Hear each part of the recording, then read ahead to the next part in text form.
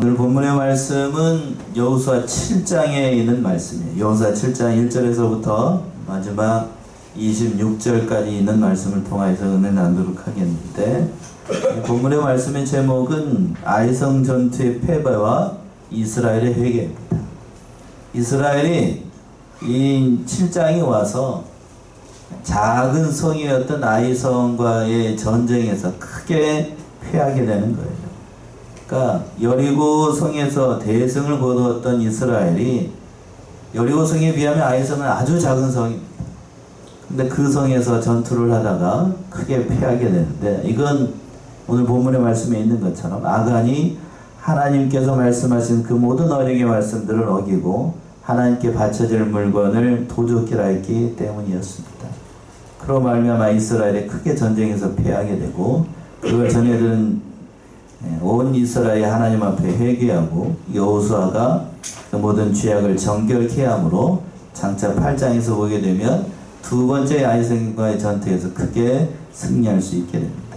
오늘 이 말씀을 통해서 왜 이스라엘이 패배했고, 그 말씀을 통해서 우리는 거울을 삼아서 다시 한번 하나님의 말씀에 순종하는 저와 여러분들이 다 되셔야 되겠습니다. 첫 번째는 1절과 5절에 있는 것처럼 이스라엘이 범죄함으로 아이성 전투에서 패배하게 됐던 거예요. 자, 1절 먼저 보시면은요, 1절. 이스라엘 자손들이 바친 물건을 인하여 범죄하였으니 이는 유다 지파 세라의 증손 삽디의 손자 갈미의 아들 아간이 바친 물건을 취하였습니다. 여호와께서 이스라엘 자손들에게 진노하시니라. 예, 이스라엘 자손들이 바칠 물건을 인하여 범죄하였다, 이렇게 시작을 하고 있습니다. 7장 1절에 시작을 할 때에, 그러니까 이 바로 앞장에서 하나님께서 여리고성을 점령을 할 때에 그 성에서 탈취한 모든 물건들을 다 하나님께 바치라라고 말씀하셨어요.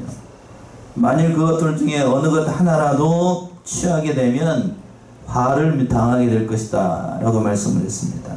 그럼에도 불구하고 유다 지파 중에 속한 아간이 그 하나님의 명령을 어기고 하나님께 바칠 물건 중에서 얼마를 훔치게 됐습니다. 외투 한 벌, 또 은금을 취하게 됐던 거예요. 하나님께서 그 일 때문에 크게 진노하시고 아간의 죄뿐만 아니라, 아간뿐만 아니라 이스라엘이 아이성과의 전투에서 크게 패하게 되는 원인을 작용을 했던 겁니다.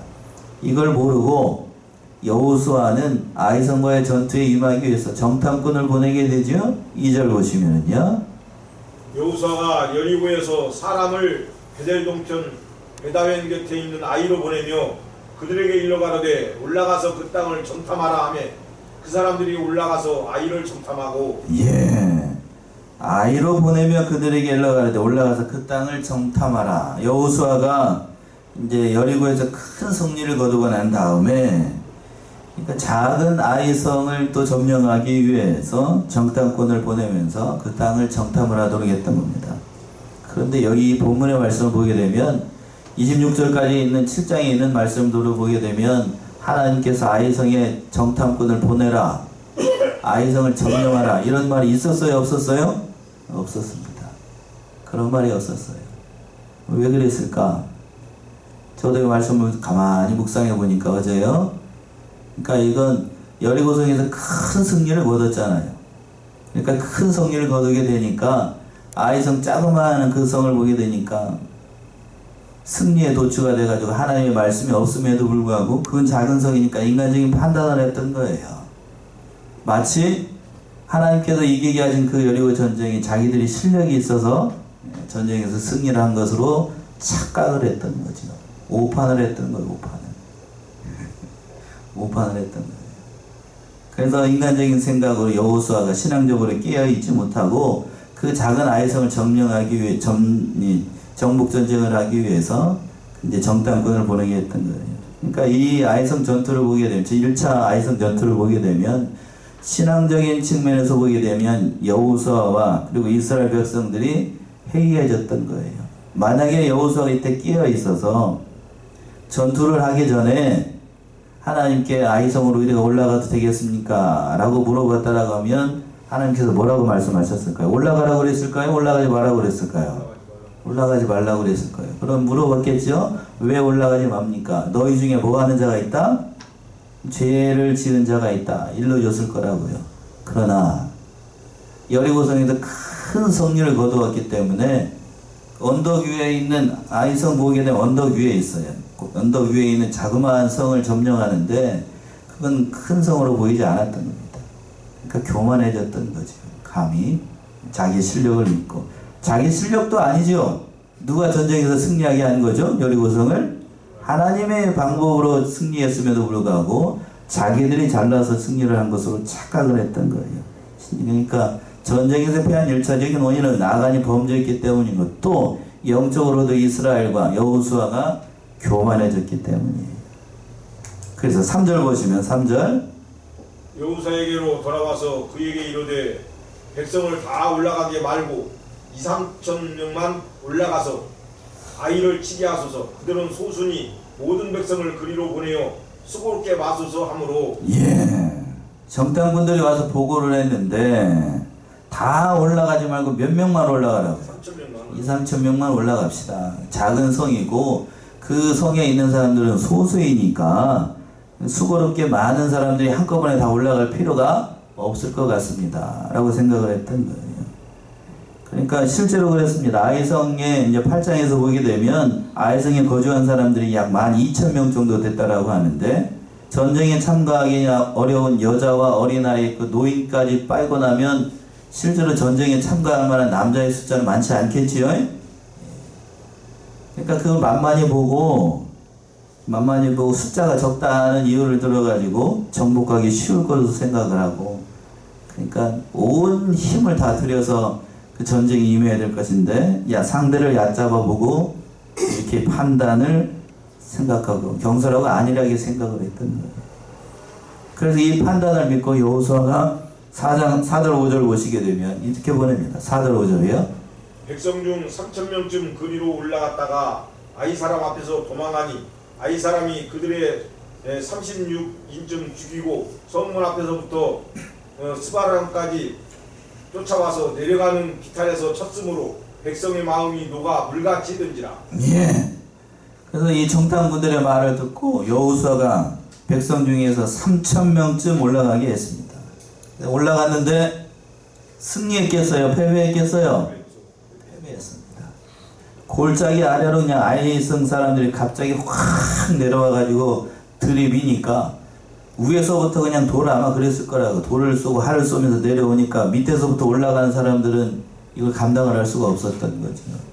그래서 36명이 36명이 아까운 생명들이 죽게 되고, 그러니까 난공불락의 견고한 성이었던 여리고성을 정복하였던 이스라엘 군대가 이 조그만 아이성에서 그냥 이런 대패를 경험을 했던 거예요. 그러니까 이건 아무리 작은 전투라고 할지라도 최선을 다해야 되는데 최선을 다하지 않은 결과이고, 또 신앙적인 측면에서 누가 깨어있지 못했기 때문에 여호수아와 그리고 뒤에 가서 보기에는 장로들이 기도하게 되는데, 장로들이 신앙적으로 깨어있었지 못했기 때문에 이스라엘 백성들이 이렇게 큰 실패를 경험을 하게 됐던 거예요. 그래서 두 번째 보시게 되면 6절부터 15절까지 보시게 되면 온 이스라엘이 여호와 앞에 회개하게 됩니다. 6절 보시면 6절. 여호수아가 옷을 찢고 이스라엘 장로들과 함께 여호와의 궤 앞에서 땅에 엎드려 머리에 티끌을 무릅쓰고 저물도록 있다가. 예. 여호수아가 뭐를 찢었다고요? 옷을 찢었습니다. 이 옷을 찢는다는 것은 마음을 찢는다라는 의미인데, 또 머리에 티끌을 무릅쓴다라고 하는 것은 그 마음이 낮아져서 회개하는 것을 상징을 하는 거예요. 그러니까 하나님 앞에 이런 겸손하고 상한 심령으로 나오는 건 하나님께서 기뻐하시고 그 모든 기도를 또 들어주십니다. 자, 시편 51편이죠. 시편 51편 17절 하나님께서 구하시는 건 이런 거예요. 시편 51편 17절. 하나님의 구하시는 제사는 상한 심령이라. 하나님이여 상하고 통회하는 마음을 주께서 멸시치 아니하시리이다. 예, 하나님이 구하시는 제사는 상한 심령이라. 하나님이여 상하고 통회하는 마음으로 주께서 멸시치 아니하시리라. 그러니까 하나님이 구하는 건 화려한 제사 이걸 원하는 게 아니고 상한 심령으로 하나님 앞에 나와서 간절한 마음으로 기도하고 부르짖는 것, 그걸 하나님이 원하신다라고 하는 거예요. 그러한 마음으로 지금 여호수아가 이스라엘 장로들과 함께 하나님의 교회 앞에서 회개하는 마음으로 다 하나님 앞에 울부짖고 기도했던 거예요.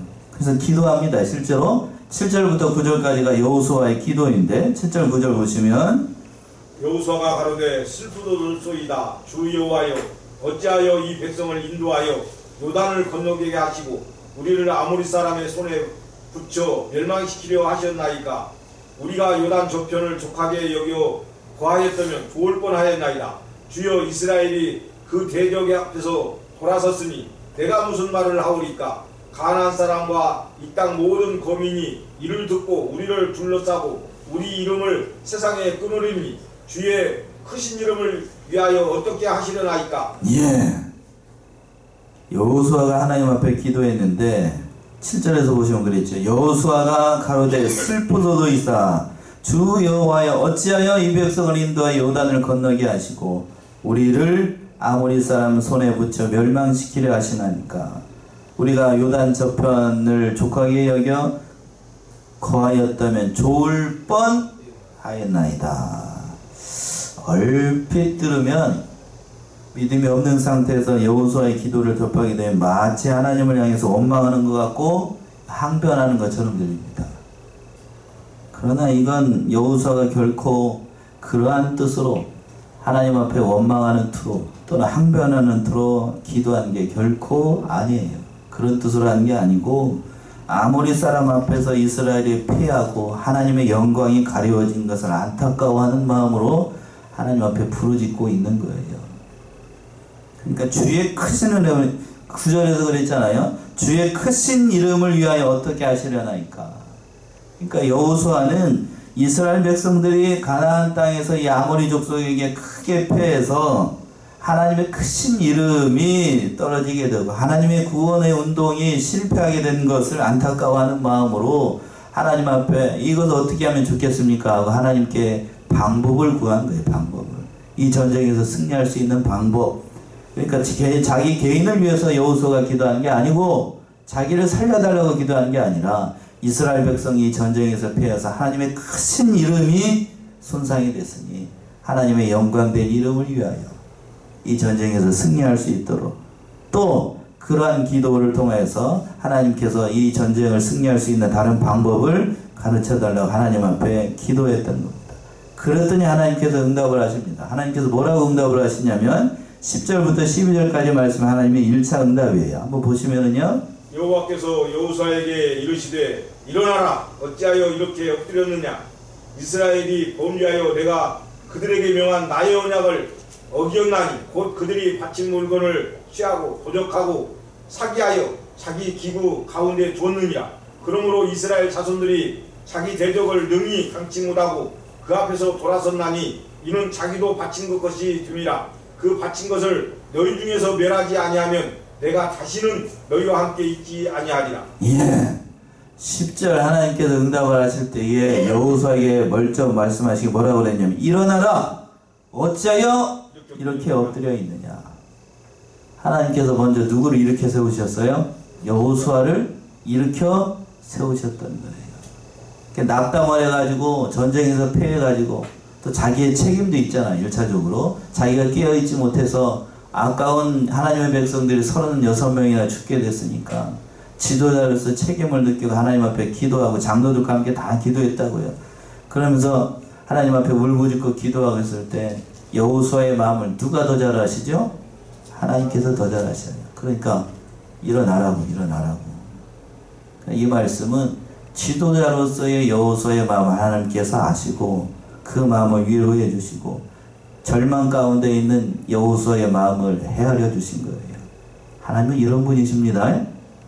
그 마음을 헤아려 가지고 다 일어나라. 모든 사람들이 보는 앞에서 일어나라고 얘기를 했던 거예요. 일어나라. 엎드려 있지 말라는 거예요. 그러면서 그 이후 왜 이스라엘이 이 아이성에서 패할 수밖에 없었는가, 그 이유를 알려주시는 거예요. 그랬죠. 11절에서 그랬죠. 11절 중반절쯤 보면 그랬습니다. 이스라엘이 범죄하여 내가 그들에게 명한 나의 언약을 어겼다. 하나님께서 여호수아의 기도를 들으시고 이스라엘 백성들이 전쟁에서 패한 이유를 가르쳐 주셨던 거예요. 즉 이스라엘이 하나님께서 명한 그 바칠 물건을 도적을 하고 사기하여, 개정판 번역은 아마 훔쳤다라고 되어 있는데 자기 기구 가운데 숨겨뒀기 때문에 이 전쟁에서 패하게 된 것이다. 그게 다 방법까지 다 알려주신 거예요. 왜 전쟁에서 패하는지 그 이유를 알려주시고, 그리고 난 다음에 그 하반절에서 그랬습니다.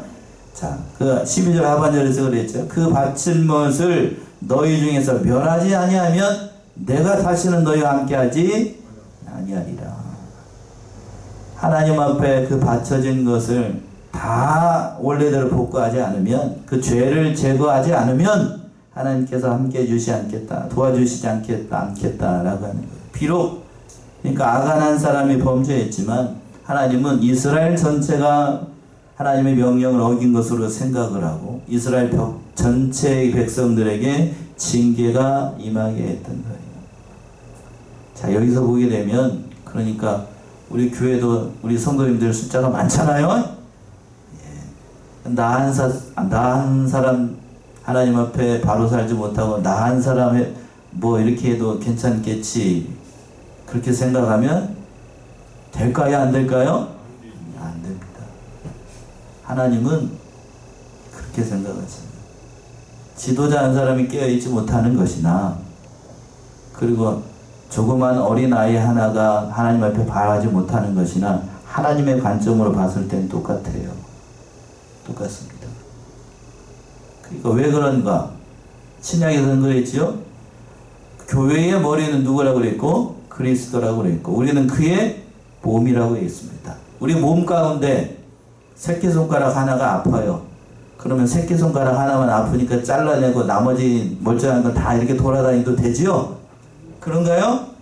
손가락 하나, 새끼손가락 하나 아프니까 좀 잘라내고 멀쩡하면 다시 붙이고 이렇게 다니면 되나요?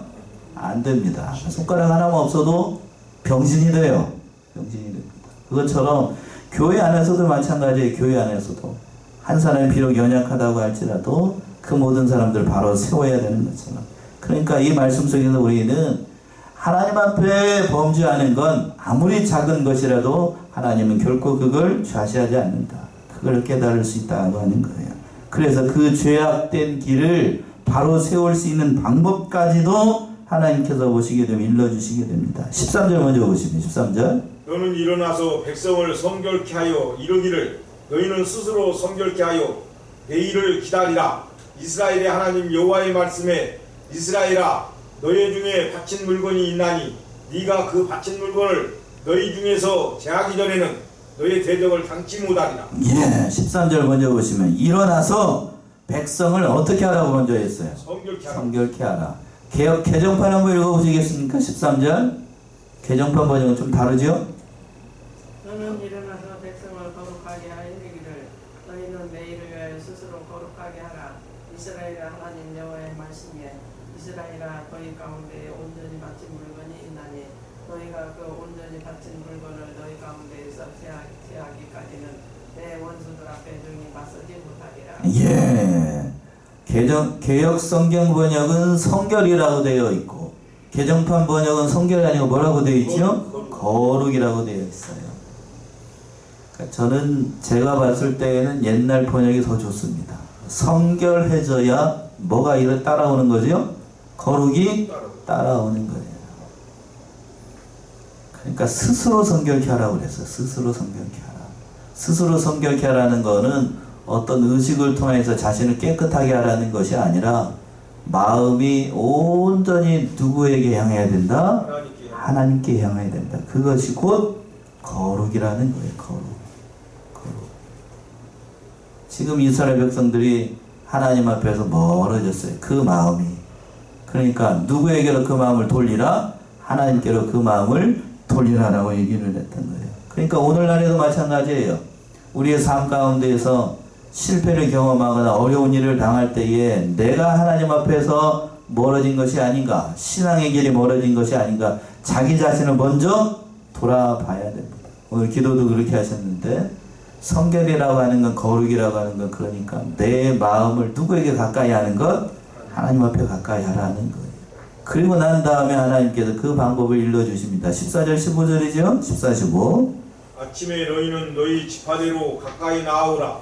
여호와께 뽑히는 지파는 그 족속대로 가까이 나올 것이요 여호와께 뽑히는 족속은 그 가족대로 가까이 나올 것이요 여호와께 뽑히는 가족은 각 남자대로 가까이 나올 것이며 바친 물건을 가진 자로 뽑힌 자를 불사르되 그와 그 모든 소유를 그리하라. 이는 여호와의 언약을 어기고 이스라엘 가운데서 망령된 일을 행하였음이라 하셨다 하라. 예.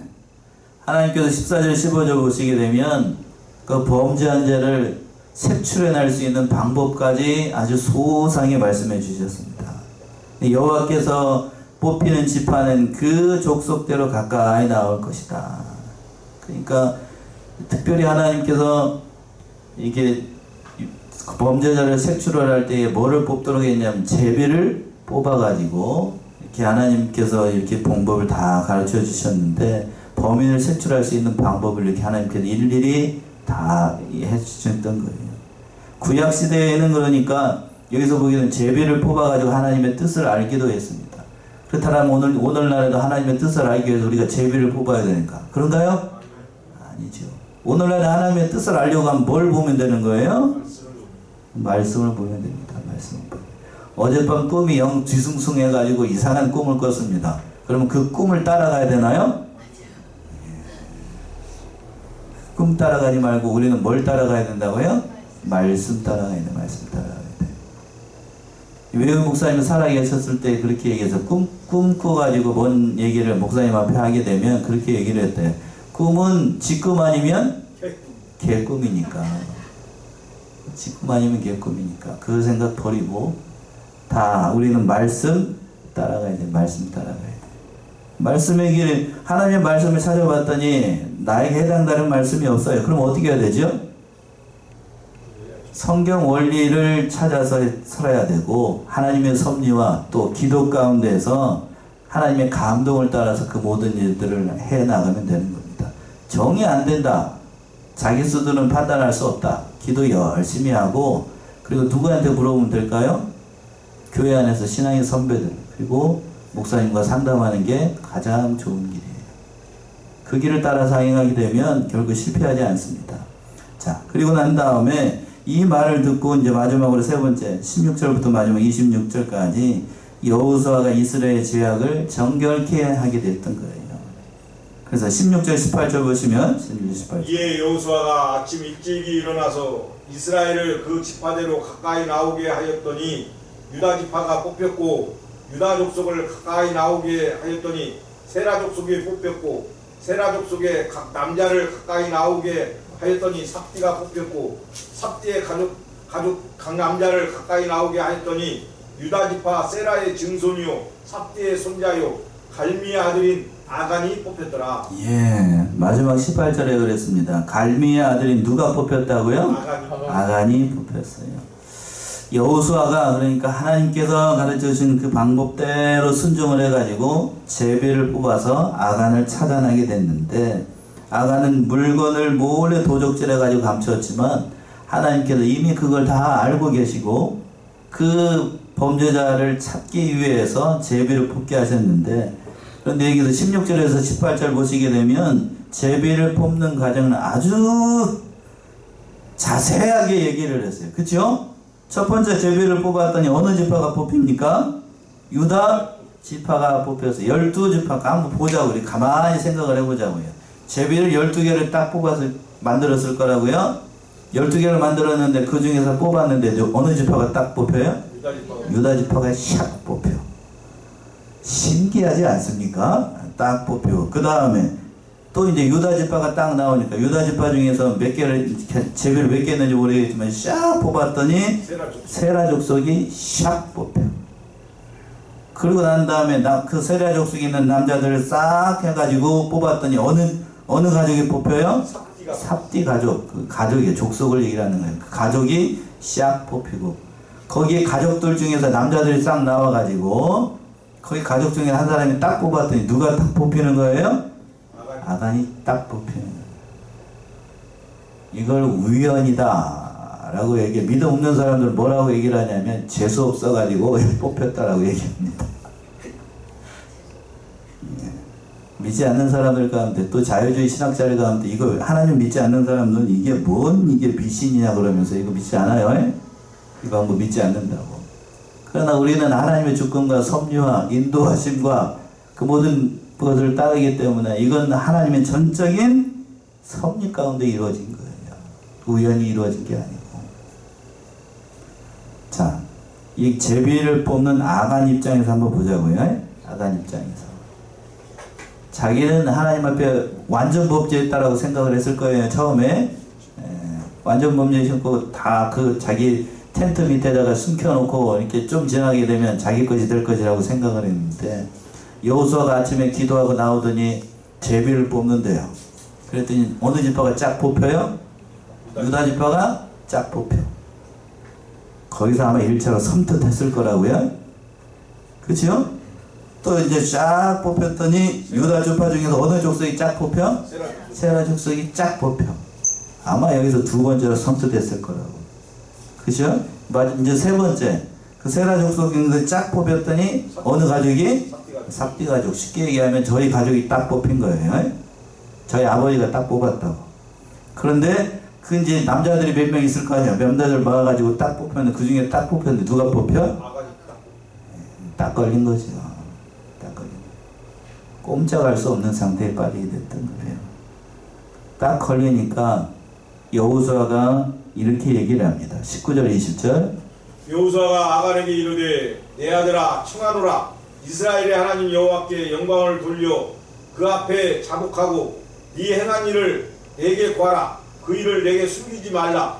아간이 여호수아에게 대답하여 가로되 참으로 나는 이스라엘 하나님 여호와께 범죄하여 여차여차히 행하였나이다. 예. 이제 여기서부터 마지막 26절까지 말씀 보게 되면 참 가슴 아픈 말씀이에요. 오늘 본문의 말씀이 뭐라고 얘기를 했냐면 여호수아가 내 아들아 청하노라. 그러면서 뭐라고 그랬냐면 내 아들이라고 그랬어요. 범죄한 자를 내 아들이라고 얘기했습니다. 실제로 아들 뻘 되지요. 여호수아가 이제 그 아간은 다음이 2세대들이니까 사랑하는 마음으로 아간에게 이렇게 얘기를 했던 거지요. 죄는 미워하되 사람은 사랑한 거예요.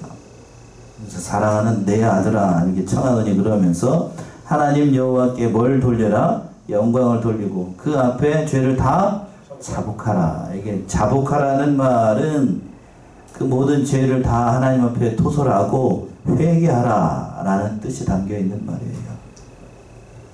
회개해야만 살 길이 열리니까요. 그 말을 듣고 지금 아간이 하나님 앞에 그 여호수아 앞에 여차저차의 죄를 졌다라고 하나님 앞에 범죄했다고 다 토설하게 됩니다. 다 토설하게 돼요. 그래서 뭐라고 얘기하는 거야? 21절이요. 내가 노력한 물건 중에 시날산의 아름다운 외투 한 벌과 은 200세겔과 50세겔 중에 금덩이 하나를 보고 탐내어 취하였나이다. 보소서 이제 그 물건들을 내 장막 가운데 땅속에 감췄는데 은은 그 밑에 있나이다. 예. 시날산의 아름다운 외투 한 벌이라고 되어 있는데 외투 한 벌이 뭐 얼마나 대단하길래 이 외투를 훔쳤을까? 여러분은 그렇게 생각할 수 있습니다만 시날산의 외투를 보게 되면 그 유대의 역사가 중에 요세푸스라고 하는 사람이 기록한 게 있는데 그 아간이 훔친 외투는 왕이 입는 옷이래요. 왕. 그래서 그 왕이 입는 옷인데 뭘로 만들었는가 하면 금실로 만들었대. 금실. 그러니까 입으면 요새 말로 그냥 멋지겠죠? 왕이 입는 외투니까. 금실로 만들어준 외투. 아주 값비싸대요. 그리고 또 은 200세겔과 50세겔 중에 50세겔이 되는 금덩이를 얘기하는 금덩이. 그러니까 그걸 취하였습니다. 그러니까 탐심으로 기울어져 가지고 결국 잘 살아보기 위해서 그 얼마를 훔치는 것인데 결국 이것 때문에 자기 자신과 그 가족까지 다 죽게 됐습니다. 그 얘기를 듣고 22절 23절 이에 여호수아가 사자를 보내매 그의 장막에 달려가 본즉 물건이 그 장막 안에 감춰있는데 은은 그 밑에 있는지라. 그들이 그것을 장막 가운데서 취하여 여호수아와 이스라엘 모든 자손에게로 가져오매 그들이 그것을 여호와 앞에 놓으니라. 예, 23절 하반절에서 그랬죠. 그들이 그것을 여호와 앞에 놓으니라. 여호수아가 사자를 보내가지고 그 모든 훔칠 물건들을 다 가지고 와가지고 그 백성들 앞에 또 하나님의 보는 앞에서 다 내려놓게 됐던 거예요.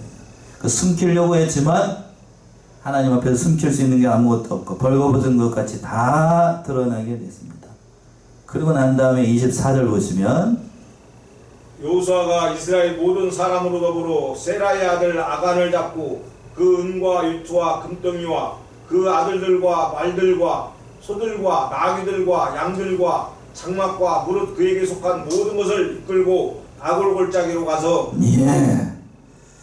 자 24절 보시면 여호수아가 아간을 잡고 여기서 잡았다는 얘기는 그 포박했다는 거예요. 포박해가지고 그 은금과 외투와 그 자녀들과 그에 속한 육축과 모든 것을 다 끌고 어느 골짜기로 갑니까? 아골 골짜기로. 아골 골짜기로 갔어요. 여기서 보게 되면 주목해야 될 것이 아들들과 딸들도 잡혀갔어요.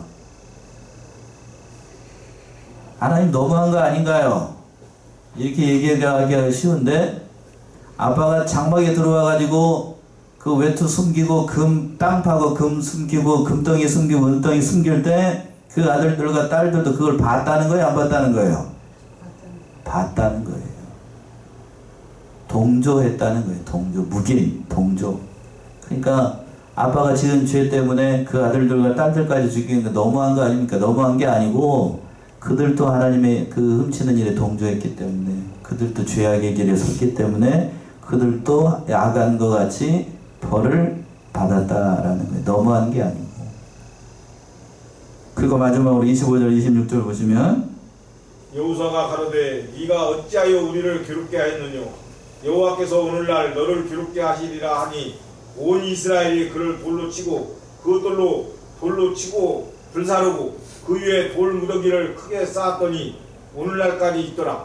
여호와께서 그 극렬한 분노를 그치시니 그러므로 그곳 이름을 오늘날까지 아골 골짜기라 부르더라. 무슨 골짜기로 불렀대요? 아골 골짜기. 아골 골짜기는 괴로움의 골짜기라는 뜻이에요. 괴로움의 골짜기. 그러니까 말 그대로 25절을 보시면 여호수아가 가로되 내가 어찌하여 우리를 어떻게 하느뇨? 괴롭게 하느뇨 라고 했어요. 왜 괴롭게 한다라고 얘기를 했을까? 범죄하고 난 다음에 여호수아가 아간을 누구라고 불렀죠? 아들아. 내 아들아 라고 불렀어요. 1차적으로 이 말은 1차적으로는 이 아간이 이스라엘에게 죄를 범해서 이스라엘 백성들이 괴롭게 되고 많은 사람들이 죽었으니 1차로 그게 괴로운 거고, 두 번째는 누가 괴롭다는 얘기죠? 여호수아가 괴롭다는 얘기예요. 괴롭다. 왜 괴로워할까? 왜 괴로워할까? 그 이유를 신명기에서 한번 찾아보세요. 신명기 13장 6절에서부터 10절 꼭 찾으세요. 신명기 13장 6절에서부터 10절 왜 여호수아가 괴로워했을까? 신명기 13장 6절에서부터 10절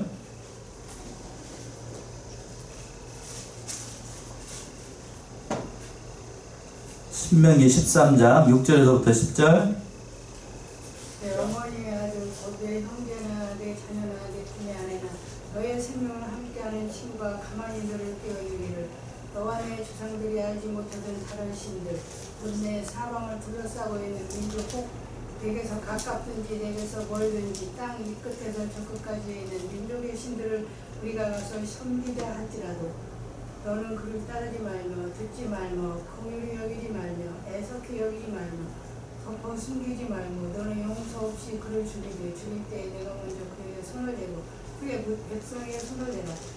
그는 애굽 땅 종주였던지는 너를 인도하여 신데 하나님 여호와께서 너를 깨워 떠나게 하려 한 자이니 너는 돌로 쳐 죽이라. 예, 무서운 말씀이고 가슴 아픈 말씀인데 8절부터 보시게 되면 너는 그를 쫓지 말며 듣지 말며 긍휼히 보지 말며 어떻게 또 여기지 말래요? 애석히 여기지 말며 덮어 또 뭐하지도 말고 숨기지도 말고 너는 용서 없이 그를 죽이되 죽일 때에 누가 먼저? 네가 먼저 그에게 손을 대고 그 다음에 누가? 백성들이 손을 대라. 그러니까 이 말씀에 따르게 되면 돌을 들어서 아간을 때릴 때에 제일 먼저 돌을 들어서 친 사람이 누구죠? 누구예요? 여호수아입니다. 여호수아. 그러니까 여호수아의 마음이 괴로워요. 이 횡을 집행을 해야 되니까. 그렇다면 여러분들이 성경을 아시는 분들은 저에게 반문을 하십니다. 자복하고 하나님 앞에 회개했는데 아간이 왜 죽어야 되나요? 죄는 사람은 용서하되 죄는 뭐 할 수 없으니까? 용서할 수 없으니까. 회개해도 죄를 지은 것에 대해서는 그 죄의 결과는 누가 받아야 되죠? 지은 사람이 받아야 돼요. 사람을 죽였습니다. 세상 법에서 그럽니다. 사람을 죽였어요. 오늘은 사형 집행을 안 하는데 사람을 죽이게 되면 당연히 그 죄의 결과로 사람 죽였으니까 누가 죽어야 되죠? 본인이 죄를 져야 돼요. 지금 여기서도 마찬가지예요. 죄는 사함을 받았지만 사람이 사함을 받았지만 그 죄의 결과는 누가 책임을 지는 거예요? 아간이 책임을 져야 돼요. 그것까지 하나님께서 하시는 게 아니에요. 안타깝지만 그래서 아간이 죽었던 겁니다. 무자비한 하나님이다. 인정머리 없는 하나님이다. 그렇게 얘기하는 건 큰 오산이라고 하는 거예요. 그렇게 따지게 되면 하나님의 공의가 설 수가 없어요. 그렇죠? 그 말씀이에요. 그러니까 그 마음이 괴로웠던 거예요. 여호수아가. 그러니까 오늘 말씀 속에서 우리는 다시 한번 하나님의 말씀을 어기게 되면 얼마나 큰 괴로움이 임하게 되고 그 백성들이 그 참 더러운 길에 임하게 되는지를 다시 한번 깨닫게 됩니다. 우리는 이러한 길에 서지 않고 온전히 하나님의 말씀을 어떻게 하는 자? 순종하는 자, 잘 지키는 자가 되어서 하나님께서 예비하신 모든 복과 은혜를 누리기를 소원하는 제 백성들 모두가 되시기 바랍니다. 기도하겠습니다.